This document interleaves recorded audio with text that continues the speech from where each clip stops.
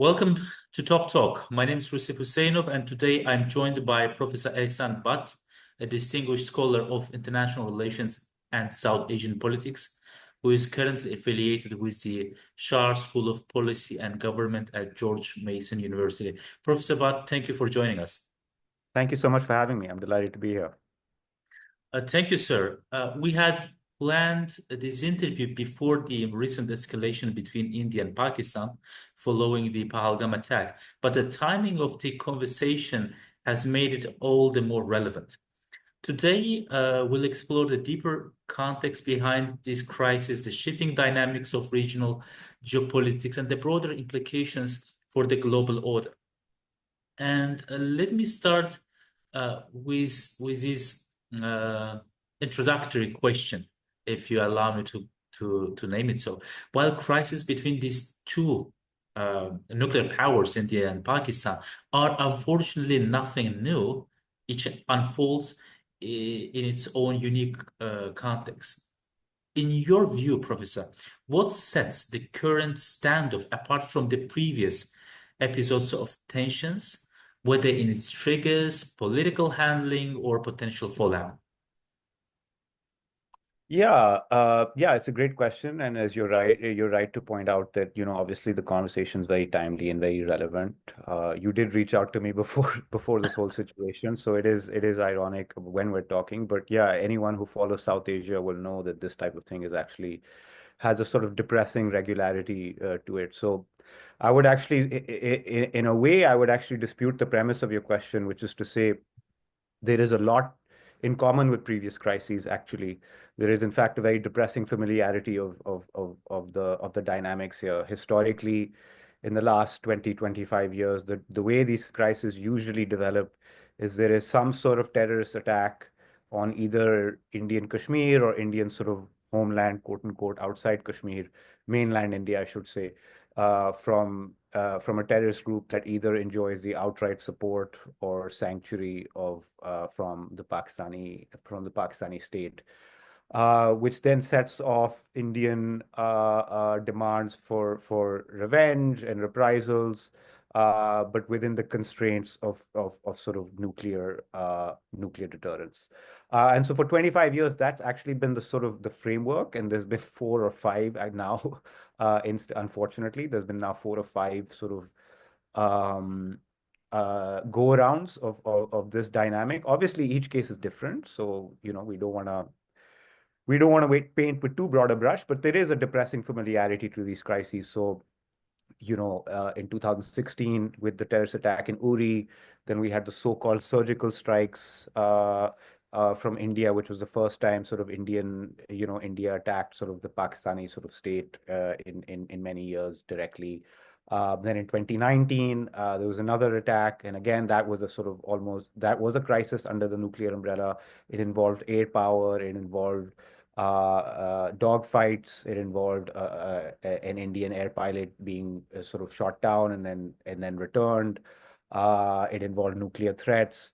And so that type of dynamic where there's a terrorist attack, India wants revenge, Pakistan wants to hold India off from doing too much damage, and then that sort of dynamic, that's essentially where we're at. And so we've seen that before many times.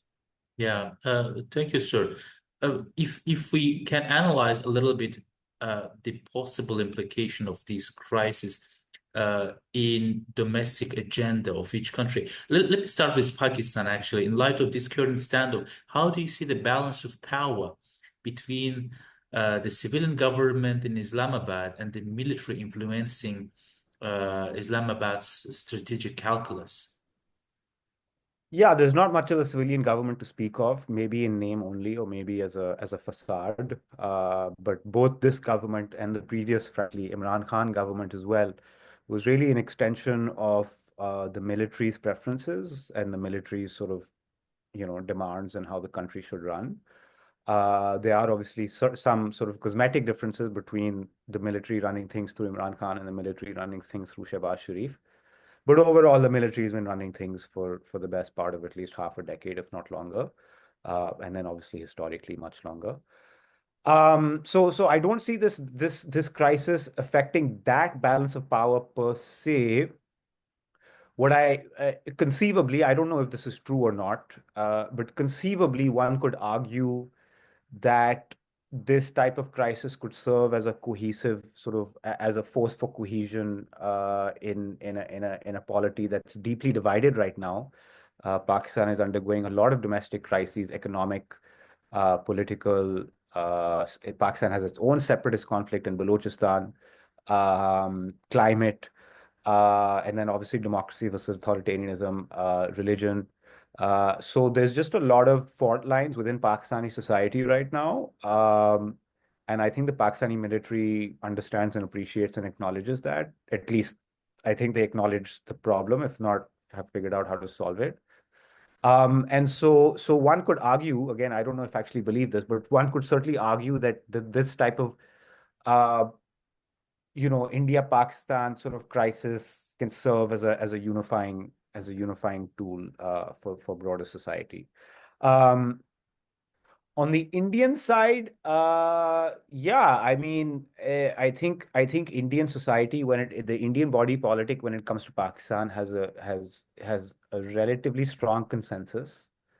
There is not much daylight between sort of the quote unquote hard nationalist right of the BJP and the centrist parties, like Congress, for instance. There's a reasonable amount of consensus that Pakistan is a problem and Pakistan needs to be dealt with, and that's sort of a widespread belief across society. Um, and so I don't know what the domestic implication. I don't know if there's any serious sort of domestic implication. I mean, the one thing we would say is, generally speaking, historically, Modi and the BJP and the Indian right have generally used conflict with Pakistan and used the bogey of Pakistan to mobilize their own base. And so in 2019, certainly there was a lot of conversation and a lot of scholarly analysis to the effect that because the crisis took place in February, a month or two before the Indian general elections, this is in 2019, that the Indian sort of desire and the sort of strident nature of the rhetoric in 2019 had a lot to do with sort of the upcoming elections and the BJP's need to corral sort of domestic to nationalism and foreign policy.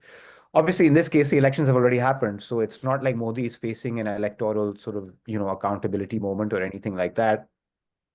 But I still think there's something to be said for sort of mobilizing your base and sort of rewarding the ideological sort of proclivities of people who vote for you. So in that sense, yeah, I do think there's some domestic implications, but probably not to a great extent, because as I said, there's not deep domestic implications arise when there's sort of divisions within society on the topic, right? So in the US, for instance, on Russia, Ukraine, Democrats want something and Republicans want something. And so like you can argue about domestic implications of, okay, a peace deal on Russia, Ukraine or whatever. But in the case of India, Pakistan, Indian society broadly, there's a broad consensus. And so I don't know how much a crisis like this gains or loses support for someone like Modi, unless it goes really, really badly or something. I see. Professor, earlier in your speech, you referred to the previous episodes, which, according to you, were actually quite similar to what we are experiencing right now. But let me challenge you a little bit and refer to these uh, water management issue, which Mm. is obviously going to be disrupted by the Indian side. What does it mean for the region, and what does it mean for each side for their domestic agendas? Yeah, great question. So yeah, so I think that is one thing that's different about this time relative to maybe 2016 or 2019. Although again, we don't want to overstate the differences, because it's not the first time that India has mentioned when India has employed this rhetoric of shutting off the water and sort of weaponizing the Indus Waters Treaty as a coercive tool against what it perceives as sort of Pakistani revisionism over Kashmir. So this is not the first time it happened, but certainly, yes, I think it's fair to say that the rhetorical escalation is now not just a matter of degree, but a matter of kind, that India has essentially said we're holding the treaty in abeyance. And so that is different. So yes, I will grant that point for sure. I will concede that point for sure. Yeah, so one other thing, but again, as I said, there has been a gradual sort of loosening of the rhetorical and the policy adherence to the dictates of the Indus-Waters Treaty over the last 10 years. So slowly but surely, India has chipped away at sort of essentially Pakistani rights of, or laid out in Indus-Waters Treaty. Um, so uh, that said, again, as I said, you're right to say that this is an escalation, but again, we don't want to overstate how much India can do immediately, right? So, for instance, in the short and immediate term, there's not much to do, because especially in the monsoon season, in heavy waterfall, there's not much that India can sort of control in terms of shutting off the tap or anything like that. It doesn't have the infrastructure. It can build the infrastructure outside the bounds of this treaty, but obviously building dams is not it's not like building, you're not building a tree house. It takes at least a half decade to build this stuff. Satellite imagery, even if the treaty essentially demands that you have to tell the other side what you're doing, but even if you're even if you hold the treaty in abeyance and then you start building dams, the other country will know because of satellite imagery. So it's not like the treaty is the only mechanism to information sharing on this score. Obviously, it is alarming. It signals how India might sort of go forward on this treaty and use it as a bargaining chip, I think, going forward. But the immediate sort of substantive implications for, like agriculture or Pakistan's economy are relatively minimal. But of course, in the 5 or 10 year time frame, of course, it is alarming. There's no doubt about that.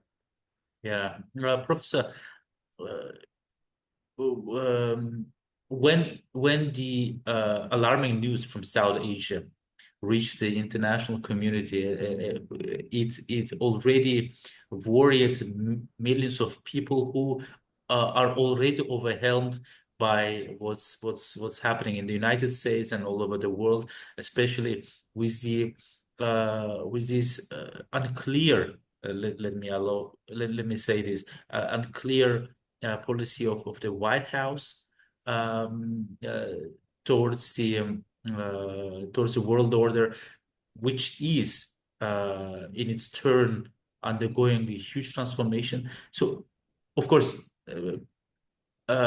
it's obvious that the international community is not ready for another huge conflict or confrontation in an important region such as South Asia. But given the broader context of great power competition, particularly the Indo-Pacific and Eurasia, how might this crisis intersect with the global agendas of other uh, regional and global powers such as the United States or China or Russia?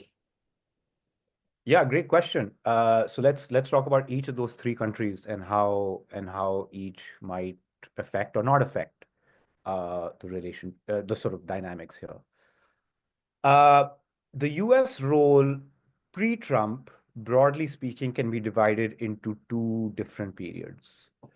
I'm talking in the sort of post-nuclear age. So between 1998 and 2020. So let's say, or Mhm. 2020, let's say that 25-year period, we can broadly speaking divide it into two periods, the first half and the Mhm. second half. In the first half of that period, the US essentially, in these types of crises, tried to play the role of a relatively neutral arbiter and mediator. So in a crisis like 2002, for instance, which was again a very similar sort of nuclear crisis where, you had 600,000 troops staring eyeball to eyeball.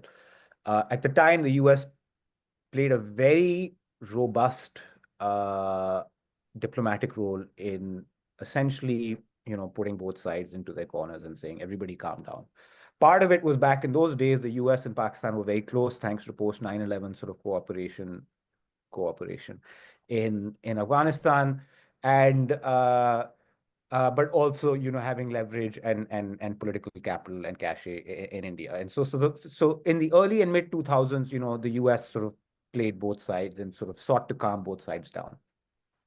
In sort of the 2010s, mid 2010s on, especially post Mumbai after 2008, and as the US became less enamored with Pakistan, thanks to its failings on the cooperation on the war on terror, and there was less patience, and less, and much more skepticism on Pakistan in Washington, D.C.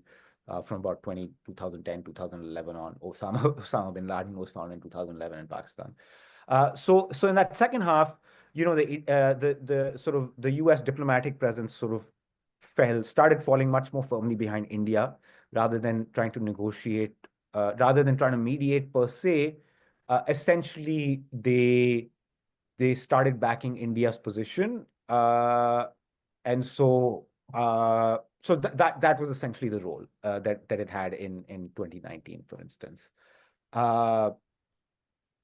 Now, as you point out, the Trump administration is, I think, probably fair to say, less interested in South Asia, frankly. I don't think they have the sort of laser focus on, that it's not a disciplined foreign policy administration, if I can put it very gently and mildly. So, for instance, like they don't even have an ambassador to India right now. I It's see. like, and I it's like didn't know that. what they claim to be one of the most important partnerships in balancing China, right? And so all that is to say is the U.S. role is a big question mark here, like, because Trump is so mercurial, and so much of the Trump administration's policy is driven personally by Trump, and frankly, who he spoke to on the phone 20 minutes ago. Uh, it's hard to predict, what his role is going to be. But my suspicion is, if the consensus Beltway position would be, let India handle it, let India do let India do what it wants to Pakistan. Don't get in the way unless and until it looks like this is going to go nuclear. And in that case, you need to step in. But if it's about India hurting Pakistan, don't stop India from hurting. Don't try and stop India from hurting Pakistan. That has historically been the Beltway position for the last 10 or 15 years.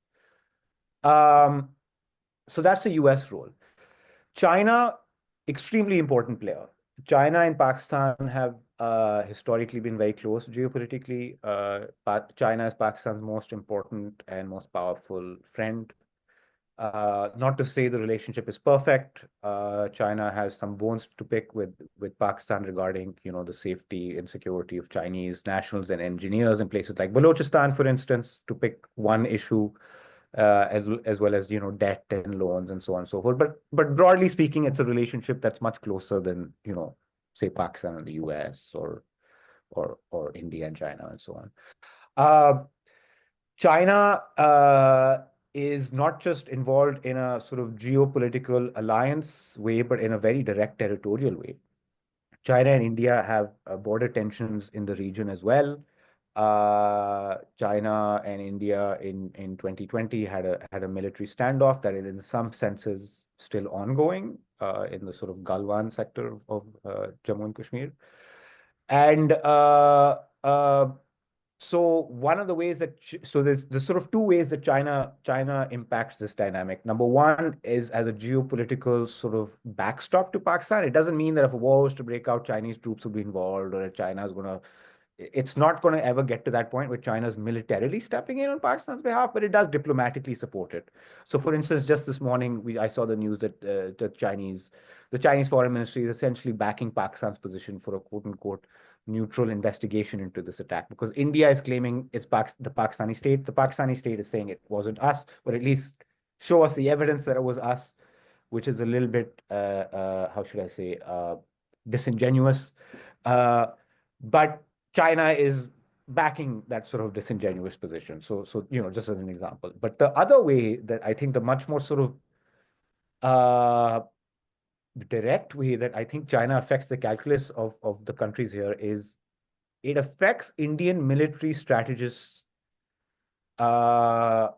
views on how hard and how high they can go, because they are worried the overriding fear for Indian strategists is a two-front war. They're not capable of fighting a two-front war. And they know that they're not capable of fighting a two-front war. And so, in fact, India is, so you were asking earlier, one of your earlier questions was what's different about this crisis? One of the differences between 2019 and this time is India has one less corps on the western border. In 2020, they shifted a corps. I see. So, the military balance itself is different. Um, so that's one, like India, I think India's assessments of how much it can do to hurt Pakistan is guided in part by, okay, we also have a problem on this other border. And if we press too hard here, they're going to press too hard here. Finally, you asked about Russia. Very interesting Yeah. case. Russia has historically, when it comes to India-Pakistan dynamics, has historically backed India, obviously, and this is, a vestige of sort of the Cold War sort of alliance system where India and the Soviet Union were much closer than, India and the US or Pakistan and the US, for instance. Through some ups and downs, that we can say that in the last, 10 years through the Russia-Ukraine war, the Crimea invasion, India has very adroitly, it's been a very challenging sort of balancing act, but has managed to more or less not anger Russia too much, but also not anger the US too much in its, geopolitical stances. So push comes to shove, I think Russia, all else equal, backs India's India's position. That said, again, even I think I just saw, now I'm not, don't quote me on this because I just saw a very Yeah. quick sort of headline on Twitter, but I think something to the effect that Russia is also backing in Pakistan's thing of a neutral investigation. Now, if I'm an Indian foreign policy, if I'm in India's Ministry of External Affairs, and I hear the Russians say, yeah, you should have a neutral investigation the way the Pakistanis are saying, I will be extremely angry. I will be extremely upset if I hear that. So I don't know if they actually said that, but if they said that, that's bad news for them. So all this is to say, yeah, each country, each of the major powers has different incentives, different constraints. I think of those three, the one that's most directly involved is China. But I think the US and Russia also obviously have a role to play in their diplomatic stances, in what they say, in what they don't say. And so yeah, all three countries are very important. Professor, thank you for your insightful expertise. It was indeed interesting and informative to speak with you. Dear friends, it was Hassan, but on Top Talk, we discussed the current escalation between India and Pakistan. Thank you for watching us.